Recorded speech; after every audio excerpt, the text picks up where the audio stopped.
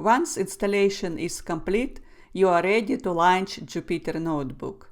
Open Anaconda Navigator, which is installed along with Anaconda. This is a graphical interface that makes it easy to manage your environments and tools. From Anaconda Navigator, click Launch under Jupyter Notebook. When Anaconda Navigator opens, a pop-up window might appear. Simply ignore it and close it. Next, click Launch to open Jupyter Notebook. This opens the notebook interface in your default web browser. Once the interface is loaded, you'll see the Jupyter dashboard. Here you can find the file browser, which displays the contents of the current directory. You can navigate through folders, open files, or create new ones directly from this dashboard. Throughout this course, you'll find several notebooks with the code we discuss attached. To open any of them, navigate to the folder containing the notebook you want to access. Let's open this one. The notebook consists of cells where you can write and execute Python code or add explanatory text.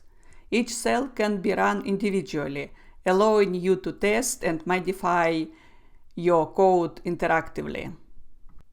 Let's go back to the Jupyter dashboard and explore the Running tab. The Running tab in the Jupyter dashboard lists all the active notebooks and their associated kernels. A kernel is the computational engine behind Jupyter Notebook. It runs the code you write in your notebook cells and returns the output. Each notebook is connected to a specific kernel. If you are working with Python, the notebook uses a Python kernel to execute your code.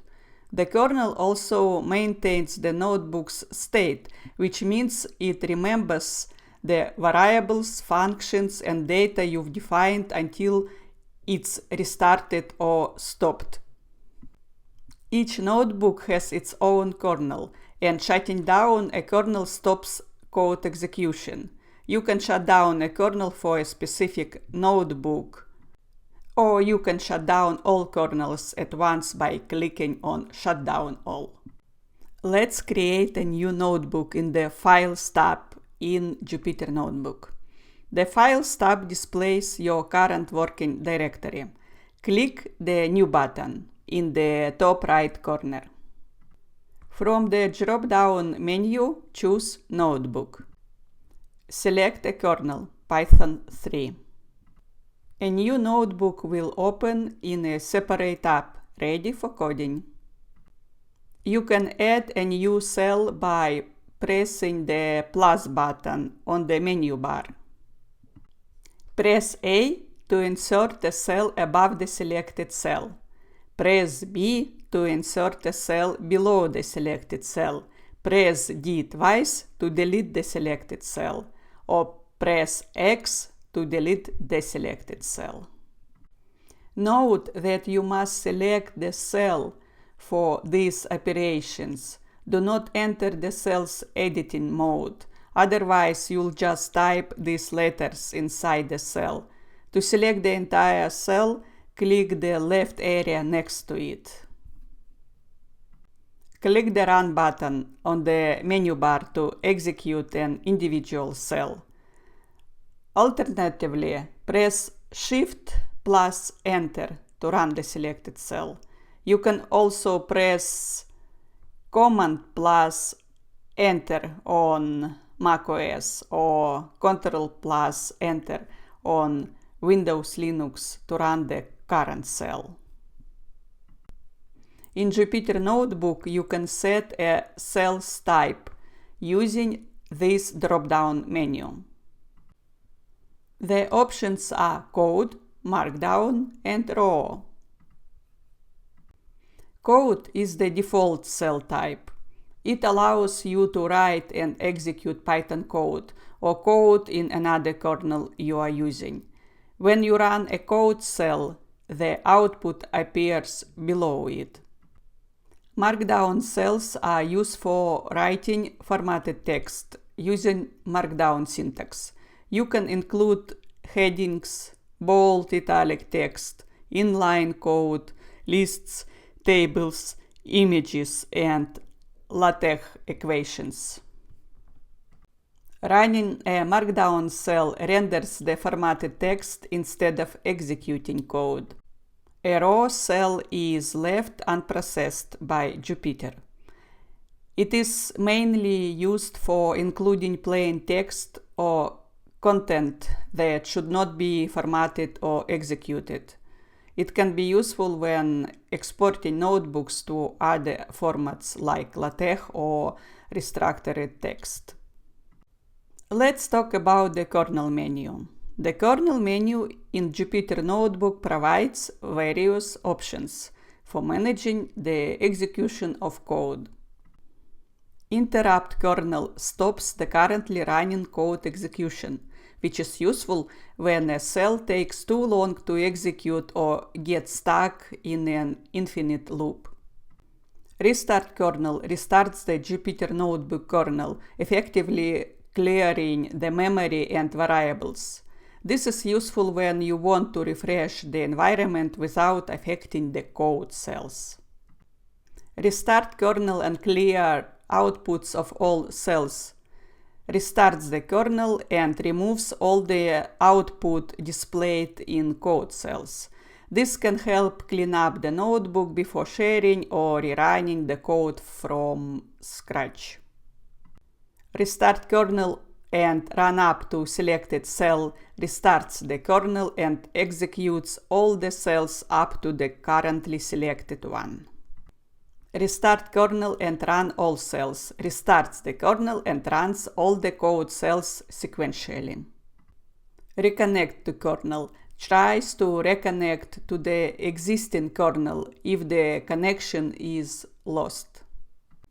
Shutdown kernel completely stops the kernel, releasing all resources. Shut down all kernels stops all running Jupyter Notebooks kernels. Change kernel allows switching to a different kernel, which is useful if multiple programming languages or virtual environments are available. Let's go through the Run menu in Jupyter Notebook. The Run menu provides options for executing code cells.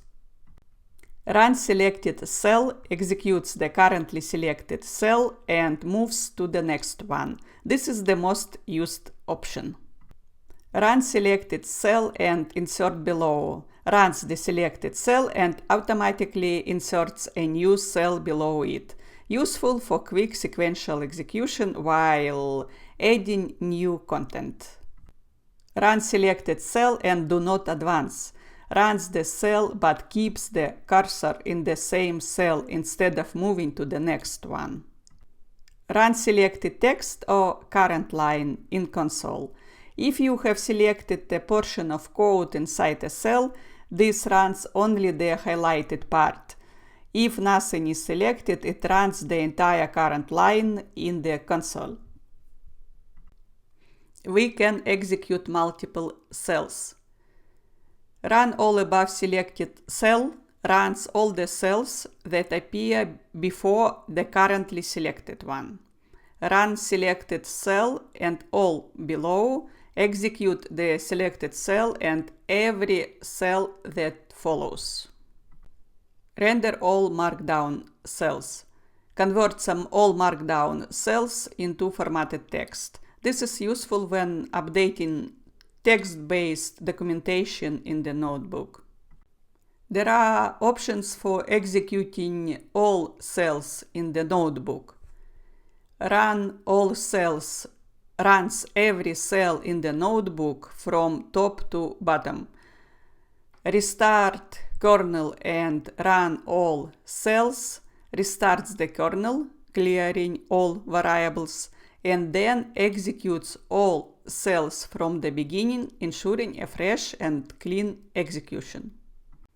You can rename your Jupyter notebook either in the main work area or in the file browser. In the main work area, right-click the notebook title in the center panel and select Rename Notebook.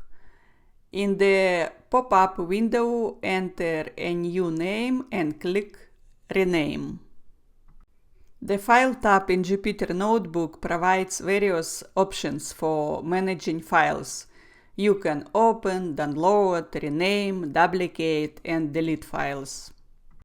Let's finish this video with a tip. You can keep Anaconda Navigator in your Mac's dock for quick and easy access.